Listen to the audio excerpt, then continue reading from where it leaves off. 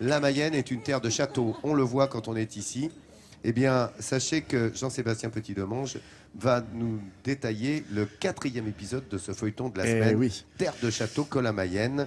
Alors là, une merveille juste sublime, Jean-Seb. Absolument, on va partir comme ça au fil des routes, dans le bocage, dans la nature mayennaise, où il y a toujours soit un manoir, soit un château en embuscade. Et justement, nous allons partir pour Lassé, joli petit village aux ruelles étroites, aux maisons de granit, qui a abrité dans son histoire 3 châteaux à la fois. Le premier repose tranquillement sous le lierre, le deuxième est en train de se refaire une beauté. Le troisième, qui est le plus beau, qui est le plus captivant de tous les châteaux forts de la région. Imaginez quand même, 8 tours massives, une barbacane en proue de bateau, un pont-levis qui fonctionne. Et Henri, chevalier des temps modernes. Je vous en dis pas plus. On va aller le découvrir. Au nord de la Mayenne, dans la région des Pays de la Loire, se dresse le château fort de Lassé. Construit en 1458, il est l'un des rares châteaux forts de France conservés en si bon état. Avec ses 8 tours circulaires, le château est une véritable forteresse et un trésor d'architecture militaire. Derrière ces tours en pierre, a priori inhospitalière, vit une famille, les Montalembert. Depuis 1 an, Emery, Cécilia et leur fils, Henri, occupent les lieux. Si l'image semble venir d'un autre temps, elle est pourtant bien contemporaine. Et dans cet environnement presque magique, Henri, 4 ans et demi, grandit en vivant dans un décor de conte pour enfants, avec un vrai château fort pour terrain de jeu. Sa mère, Cécilia de Montalembert, est également amusée par cette vie de château, pas comme les autres. L'autre jour, j'ai réalisé que c'était pas forcément une vie normale. Je nettoyais le pont-levis. Et j'ai un ami qui m'appelle et je lui dis, voilà, non, non, tu me déranges pas, je suis en train de nettoyer mon pont-levis. Puis après, je me suis entendue et je me suis dit, est-ce que c'est normal de dire ça Je ne sais pas. Une vie atypique, dans un lieu qui l'est tout autant. C'est dans cet environnement que le petit Henri se crée des souvenirs qui le suivront toute sa vie. Il rejoint ainsi des générations de Lasséens qui ont vécu des moments forts. Ce sont eux qu'Henri accueille ce matin à l'entrée du château. Bonjour Henri, je peux passer? Merci. Aujourd'hui, ces habitants, membres de l'association des Amis du Château, viennent revivre certains de leurs plus beaux souvenirs. C'est le cas de Martine et Jean-Paul Leray. En 1971, ils sont venus au château pour leur lune de miel. En arrière. Tu te souviens? Oui. Je me souviens, Henri. À l'époque, ils avaient pu monter sur les remparts pour immortaliser le moment. Et 43 ans après, ils reviennent sur leurs pas avec une certaine émotion. Cet endroit-là, j'étais. Oui. Ça, je me souviens. C'était bien ici. Ça fait quelque chose au cœur.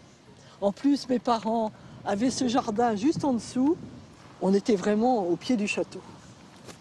Alors, quand on est sur ce chemin de ronde, les souvenirs d'enfance sont juste en dessous aussi. Parce qu'il y a une petite cabane, mon père élevait un cochon.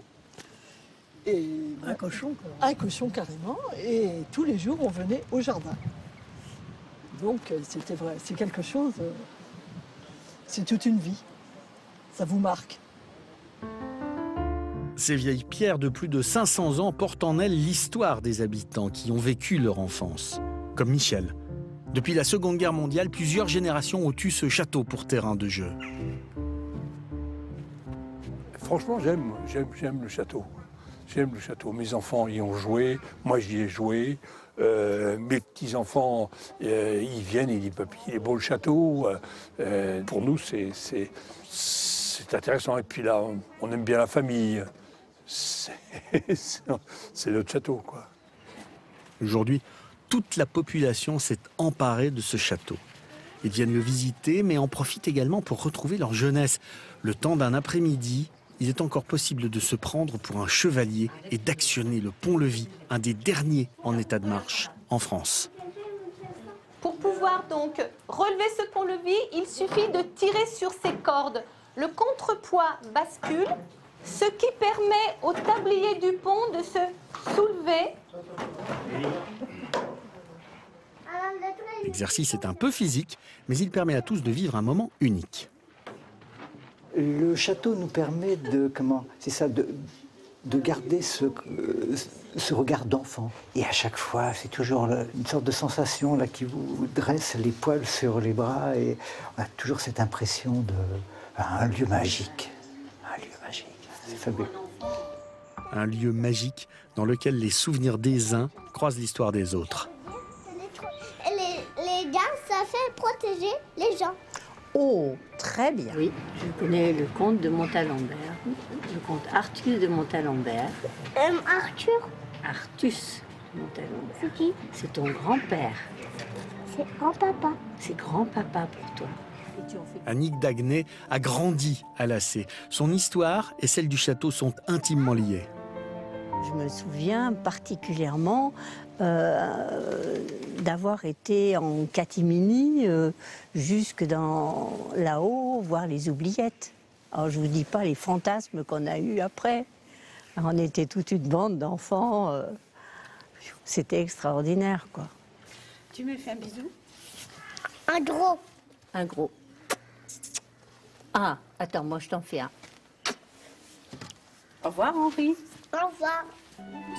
Une fois refermé le livre des souvenirs, la vie au château reprend son cours normal et le petit Henri peut à nouveau reprendre possession de ces murs qui seront un jour les siens. Ah, le Mais château. vous imaginez la chance qu'il a, Henri, de vivre dans ce magnifique château. Il a la vie d'un chevalier au XXIe siècle. Et en plus, il peut profiter de cette histoire où les catholiques et les protestants se sont disputés le château pendant les guerres de religion.